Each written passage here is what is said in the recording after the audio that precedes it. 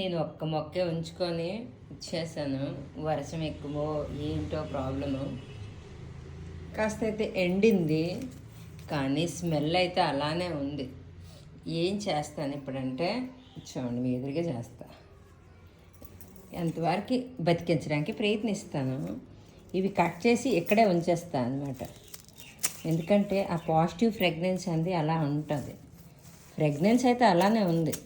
మొక్కకు కూడా ఎండిపోయిన అలా ఉంచేద్దాం అనుకుంటున్నా. ఎందుకంటే ఆ స్మెల్ అనేది చాలా బాగుంది.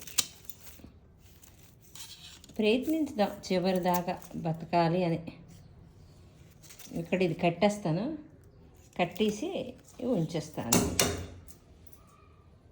అన్నపూర్ణ చెట్టు చింత చచ్చినా పూలకు చావదు అంటారు కదా, అలాగే దీని వాసన మాత్రం అలాగ పోదు, అలానే ఉంటుంది.